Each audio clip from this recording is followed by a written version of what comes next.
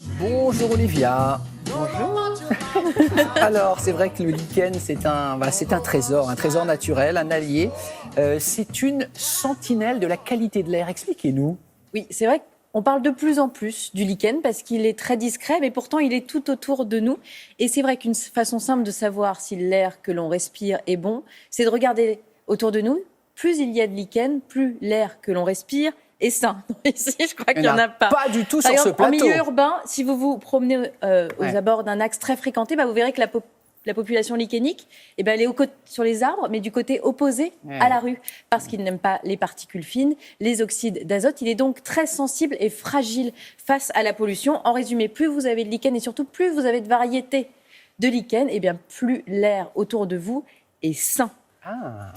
C'est aussi un bon capteur parce qu'il emmagasine les polluants, c'est-à-dire qu'il va avoir des fonctions beaucoup plus pointues qu'un capteur électronique qui va mesurer une pollution à un instant T. En étudiant un lichen, on va pouvoir avoir des données formidables. Ça, c'est pour son côté fragile, mais paradoxalement, il est très résistant.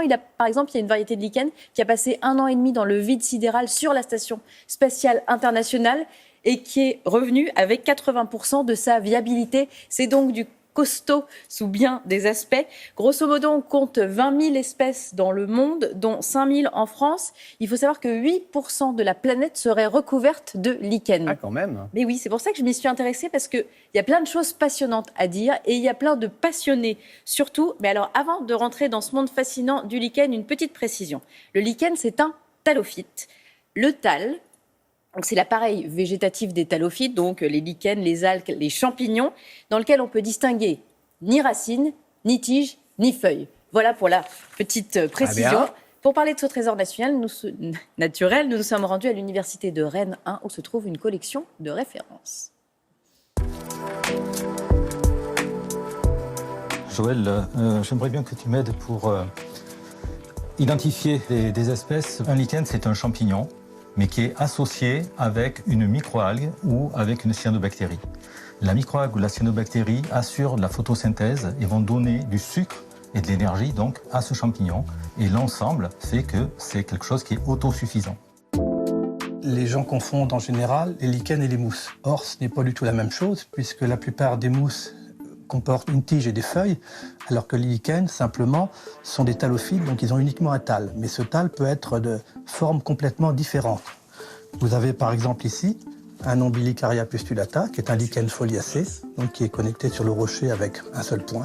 Et vous avez d'autres lichens, comme ces usnés, qui sont des lichens fruticuleux pendant qu'on trouve principalement en montagne. Là, vous avez les lichens plutôt encroûtants sur les rochers, qui correspondent quasiment aux 3/4 des lichens existants sur la planète.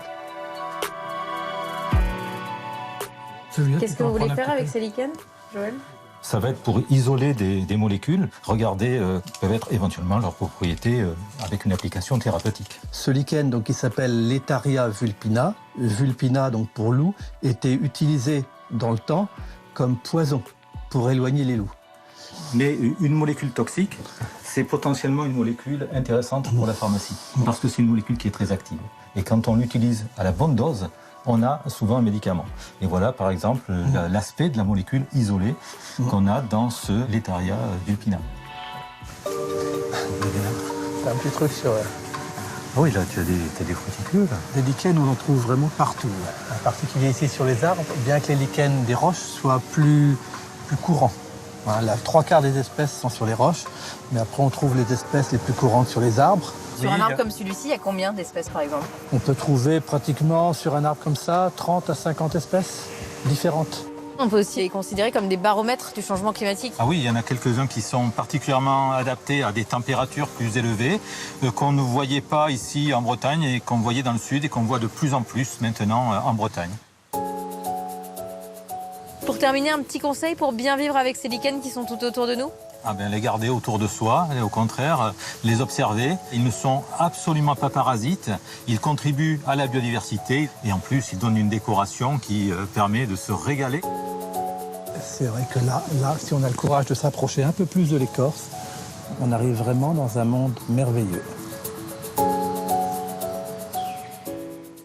Quand on veut tout savoir du lichen, c'est quoi? C'est de la lichénologie? C'est quoi la science du lichen? Oui, c'est ça, la lichénologie. Et notre connaissance est très imparfaite sur les lichens parce que la lichénologie a disparu du milieu universitaire en France depuis plus de 20 ans. Donc heureusement qu'il y a encore des passionnés comme Joël, avec un petit groupe chaque année dans le massif armoricain. Ils découvrent encore 30 espèces qui ne sont pas répertoriées, preuve qu'il y a encore tout un univers autour du lichen à découvrir. Merci beaucoup Olivia. On marque une petite pause et on revient pour la météo et le journal. À tout à l'heure.